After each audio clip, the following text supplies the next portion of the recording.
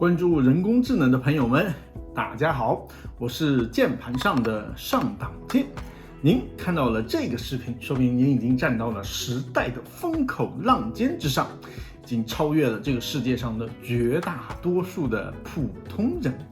这是一个专门介绍人工智能的频道。人工智能是一个非常有哲学范的概念，它不仅仅是一个计算机科学的问题，也是一个神经学、心理学、生物进化学研究的问题。这里面还暗含着人类的一个终极问题，那就是智慧是从哪里来的？生命是从哪里来的？作为有智慧的人类，能设计出一款有智慧的硅基机器人吗？这样的机器人算是生物吗？古老的宗教对生命意义的解答和思考，对人工智能的发展又能产生怎样的启迪呢？作为关注人工智能的朋友，第一个问题必然是：我们为什么要了解人工智能呢？好问题，让我们来看看这个世界上市值最大的公司有哪些？微软、苹果、英伟达、Alphabet 谷歌的母公司、亚马逊、Meta 原来的 Facebook 以及特斯拉，这7个公司有什么共同点吗？对了，他们都有 AI 产品。全世界的钱都在哗啦啦的涌向人工智能，无论创业、找高薪工作还是投资融资，现在如果你不和 AI 沾点边，就不说你早晚要完蛋吧，那至少和哗啦啦的漫天飞舞的大风口，那可就没什么关系了。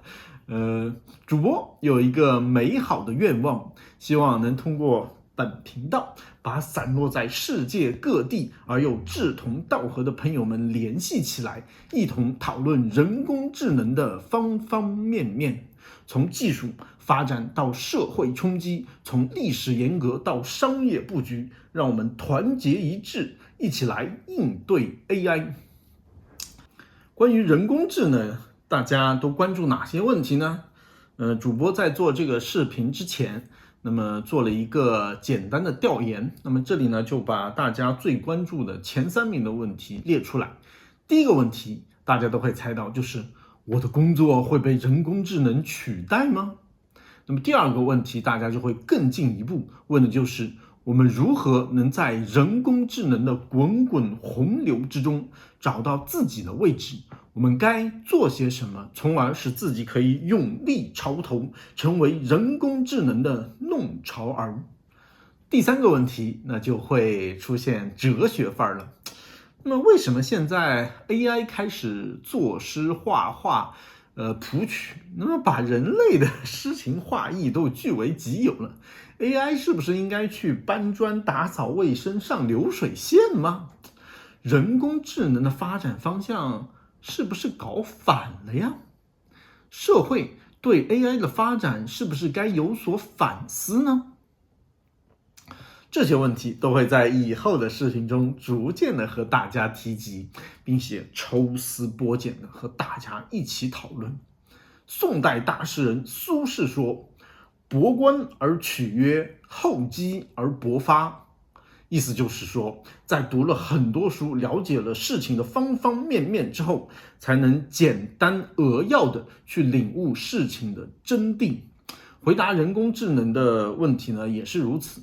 人工智能是一个庞杂的系统，这也是为什么我们需要专门开辟这么一个频道来捋清它的脉络，这样我们才能在确定我们的理解是正确的，我们得出来的结论也是符合事实的，那么最后我们做出来的决定也是最优的。主播在YouTube 还有谷歌之前以 AI 人工智能这些关键字，做了一些搜索或者说是调研吧。那么基本上得到的一些内容都是要么就是非常的偏技术，偏学术的一些教程，那么要么呢只是泛的去讲解一些人工智能的产品的简单的用法。而对于人工智能的发展阶段，未来的发展方向，大公司如何做商业布局，对于我们的社会经济会产生哪些巨大的影响，普通人应该如何应对？对于这些问题吧，好像都没有找到系统的讲解的视频或者公开的文档，因此主播只能自告奋勇，毛遂自荐，敢为天下先了，来和大家一起讨论一下这些问题。那么，并且呢，希望这个频道能为大家了解人工智能提供一块垫脚石，那么让大家踏上去之后，可以看得更高一些，看得更远一些。所以还请大家在视频下方点赞加关注这样就不会在茫茫的视频海洋里把主播给弄丢了。第一时间就可以收看到更新，和广大的人工智能爱好者一起讨论切磋，共襄盛举。这个频道会讨论人工智能的方方面面，包括但不下于以下这4点内容。第一部分，我们会讨论 AI 的历史基本概念，未来发展如何在 AI 领域找到工作，去创业投资。比如说，为什么是今天 AI 开始火遍大江南北，而不是科技发明层出不穷，上世纪2战后的50、60年代？AI 与数据挖掘、机器学习的关系是什么？与深度学习又是什么关系？人工智能它会有情绪吗？情绪又是如何产生的？人工智能能产生真正的智慧吗？是否可能出现独立的意识？发展出独立意识的人工智能，在今天的技术条件下，那么我们还缺少什么呢？人工智能代替人类工作的路径又是什么？在人工智能发展的过程中，人类社会需要做哪些准备，来应对未来 AI 的冲击？ AI 会变成一个万能的神吗？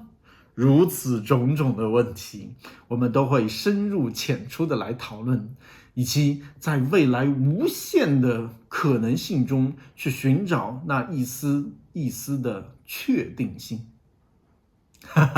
挖了很大的一个坑而且都是天坑不过请大家放心，我们会在接下来的视频把这些天坑都慢慢的给填了，请大家期待并且一起讨论那么第二部分，我们会把重心放在算法上。对，算法。不过大家不用担心，主播最擅长的事情之一就是化繁为简，把复杂的事情给说清楚。为啥一定要说算法呢？因为算法是一切的关键。比如说，男人为什么看到年轻美貌的女子就更容易动心？婴儿为什么可以轻易的认出他的母亲？这一切实质上都是刻印在我们基因里面的算法。自然形成的算法其实就是人性，而且人性是有进化上的意义的。男人看到年轻美貌的女子更容易动心，这就增加了物种繁衍的几率，人类繁衍的几率。婴儿认识母亲，便增加了婴儿能够生存下来的概率。AI 发展的一切都取决于算法的突破。为什么 AI 在最近几年突然爆发？它和之前相比，到底有什么东西改变了呢？哪个赛道上有 AI 创业的机会？哪些做 AI 的公司的股票会长牛？对不对？哪些工作会被人工智能所取代？这些问题都取决于算法、算力实现到哪一步。所以说AI 未来一切的发展都取决于算法和算力，因此算法是我们绕不过去的坎。当然，一旦跨过去，那就是天高任鸟飞，海阔凭鱼跃。第三部分，那么我们会一起讨论一下更加接地气的话题， AI 的行业应用和商业布局。这样呢，我们就可以更容易的把 AI 和我们现在从事的行业结合起来。我们知道 AI 现在可以作画、写诗、谱曲、敲代码、弄总结，出行业报告，甚至提供医疗建议、法律咨询，完成自动驾驶等等。但是呢，好像 AI 在洗碗啦、照看小孩啦、整理房间啦、打扫卫生啊这个方面并不在行。这是因为 AI 做不好这些事情呢，还是因为这些事情本来属于家庭主妇的日常？但是对于那些常春藤名校毕业的理工博士所设计出来的算法而言，其实这些工作都是一个难以逾越的巨大门槛呢。如果真的是技术问题，那么也许是时候人类该好好反思一下，夏娃在伊甸园偷吃的那颗智慧之果是多么的弥足珍贵了。另一方面，即使 AI 能够提供专业的咨询意见，那么我们就是人类，又在多大的程度上可以容忍它犯错呢？比如说，过100个路口就闯一次红灯的自动驾驶，还是1000次诊疗出一次医疗事故，让一个病人更加危重的 AI 诊断呢？ AI 医疗诊断呢？人类对人工智能犯错的容忍程度，似乎是低于人类对自己犯错的容忍程度的。另一方面，商业巨头的布局，比如说微软、谷歌、脸书、英伟达等等这样的商业巨头，大多是在最近的30-40年里面诞生成长起来的技术巨无霸。他们这些商业巨头的创始人不仅对技术趋势有极强的把握能力，对市场需求更是有非常强的嗅觉敏锐度。他们是人类社会中顶尖的存在，了解他们的一个商业布局，能让我们更清晰地了解到AI 在哪些行业、哪些工作是当下就有市场需求的，哪些行业、哪些应用方向是暂时不可能出现，或者说是不会在短期内爆发出来的，是需要进一步的投入资源去开发，而且是要把市场慢慢培育出来的。他山之石可以攻玉，全世界顶尖高手们处心积虑、绞尽脑汁想去做的一些事情，无论是想进入 AI 领域创业，还是找到前途光明的工作的你来说，多多少少都是一个不错的参考吧。所以这一部分也不容错过哦。另外，第4部分，在这个频道中，我们还会介绍一些与人工智能相关的电影啊、电视剧啊，一起讨论一下这些才华横溢的艺术编剧们能带给人类哪些惊世骇俗的灵感和观点。谁说科幻电影就不是对人类未来的预言呢？另外，主播还想用几集的时间和志同道合的朋友们一起聊一下最重要的事情。我们知道，技术的进步会对社会的组织结构、文化和道德产生剧烈的冲击，古往今来，古今中外，莫不如此。显然 AI 的冲击，它将会远远的大于工业革命和信息产业革命。今天的世界，大家都在为 AI 技术的进步或狂欢或担忧，每个人都生怕自己被这场技术革命所落下。企业高管们在会议室里聊 AI 对生意的影响，工程师担心软件开发工作被 AI 取代，律师、会计、医生、出租车司机，甚至摆摊的小贩都在聊 AI。但是很少有人在为 AI 即将到来的社会经济变革做出任何像样的组织上和制度上的准备。同样的原子能可以做成原子弹，让数以百万的人在一瞬间灰飞烟灭，可以向千万家，当然原子能也可以向千万家提供清洁的能源。一个技术的到来也许是不可阻挡的，但是用它来造福人类，还是带给人类无穷的灾难？是让富人越富，穷人越穷，还是全世界都可以共享技术进步带来的丰厚的物质回报？